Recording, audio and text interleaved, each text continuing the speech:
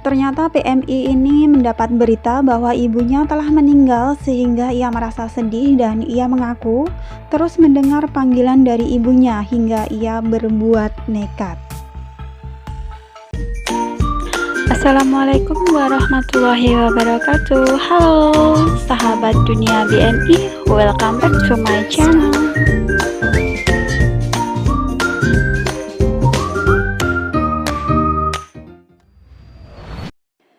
Baik, berita yang pertama teman-teman, ada kabar pencarian PMI yang hilang kontak dengan keluarganya ya. Mbaknya ini sedang dicari-cari sama ibunya dan juga anaknya yang sedang merindukan dia ya. Anaknya ini sudah ditinggal sejak dia umur 7 bulan sampai sekarang itu udah gadis. PMI tersebut atas nama Nani Prihatin merupakan PMI Hong Kong alamat Desa Slambur, Geger, Madiun, Jawa Timur dari P3MI PT Putra Indo Sejahtera angkatan 2014 atau 2015. Jadi hingga sekarang tahun 2022 ini kurang lebih udah 7 tahun ya di Hong Kong.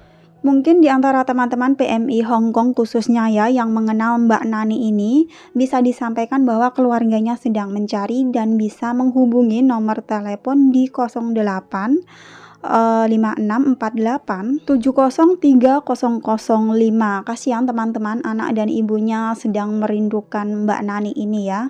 Walaupun belum bisa pulang ke Indonesia, paling enggak menghubungi keluarganya agar tidak cemas ya keluarga yang ada di Indonesia karena udah selama itu di Hong Kong dan tidak ada kabar. Semoga Mbak Nani ini juga selalu dalam keadaan baik-baik aja ya, selalu dalam lindungan yang maha kuasa, amin. Kalau kerja di Timur Tengah itu udah biasa ya, banyak yang hilang kontak, nggak ada hubungan dengan keluarga. Tapi kalau di Hong Kong kayaknya aneh saja ya, padahal di Hong Kong perlindungan terhadap pekerja migran juga bisa dibilang sangat baik. Mana mungkin pihak pekerja atau pihak majikan tidak memberikan izin kepada PMI-nya untuk menghubungi keluarganya yang ada di Indonesia kecuali kemauan dari PMI itu sendiri ya, tidak mau menghubungi keluarganya.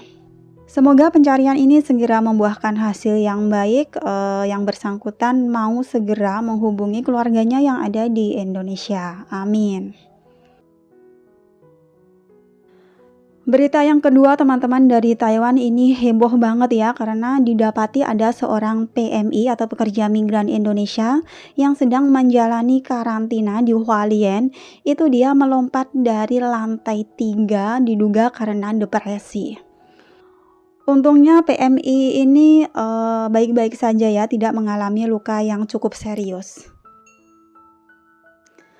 Seorang pekerja migran Indonesia atau PMI yang hampir selesai masa karantinanya di hotel karantina didapati melompat dari lantai 3 dari tempat ia menjalani karantinanya. PMI ini menggunakan bantal dan juga selimut untuk melindungi kepala dan juga tubuhnya saat melompat dan jatuh di atas sebuah mobil. Untungnya tidak ada cedera berat pada dirinya. Ya teman-teman, untungnya mbaknya ini saat melompat itu dia melindungi tubuhnya atau membungkus tubuhnya itu dengan selimut dan juga bantal ya, sehingga waktu jatuh itu tidak terjadi cedera yang serius. Saat didatangi pihak berwajib waktu itu pukul 9:40 pagi ya, PMI ini sedang berbicara sendiri dengan tidak jelas dan menolak untuk dibawa dan juga sempat melawan petugas.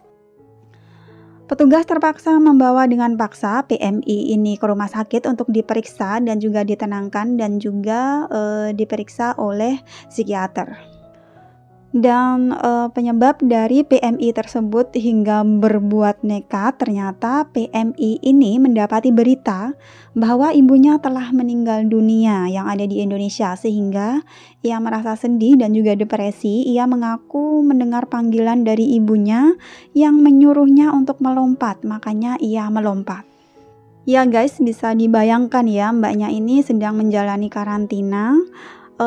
Karantina itu saja sudah merupakan tekanan ya, apalagi mendapatkan berita bahwa ibunya yang ada di rumah meninggal dunia, itu menambah tekanan juga. Jadi ya terjadilah hal nekat tersebut karena depresi. Kita doakan bersama teman-teman, semoga Mbaknya ini kuat ya, Mbaknya ini ikhlas atas kepergian ibunya, walaupun pasti berat karena di saat terakhir Mbaknya tidak berada di samping. Turut berduka cita, semoga ibu Mbaknya ini husnul khotimah, diampuni segala dosa-dosanya dan juga ditempatkan tempat yang mulia di sisinya. Amin, amin ya robbal alamin. Informasi COVID-19 di Taiwan teman-teman, tanggal 11 bulan Mei ya 2022. Wah, ini lonjakannya cukup tinggi banget ya. Kasus baru yang terkonfirmasi itu ada 57.216 kasus. Untuk kasus lokalnya ada 57.188 kasus, sedangkan untuk penularan impor ada 28 kasus.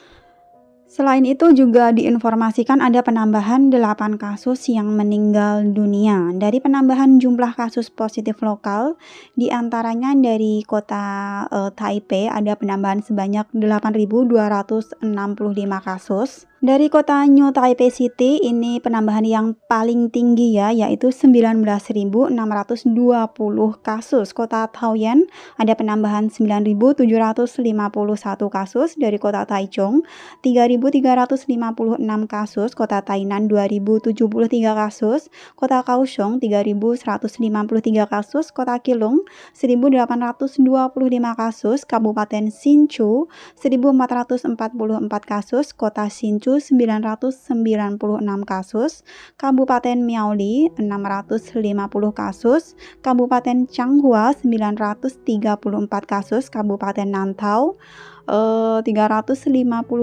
kasus, Kabupaten Yinlin 476 kasus, dari Kabupaten Chiayi 313 kasus, dari Kota Chiayi 205 kasus, dari Kabupaten Pingtung 1222 kasus, Kabupaten Yilan 979 kasus, Kabupaten Hualien 1018 kasus, Kabupaten Taitung 357 kasus, Kabupaten Penghu 117 kasus, Kabupaten Kinmen 59 kasus, dan Kepulauan Lianjiang atau Matsu 17 kasus. Ya, penyebaran kasus COVID-19 di Taiwan ini merata ya, dari ujung selatan sampai ujung utara. Dan diinformasikan juga teman-teman bahwa pekerja migran asing di Taiwan termasuk PMI ya, banyak juga yang terkonfirmasi kasus COVID-19 ini, banyak juga yang menjalani karantina.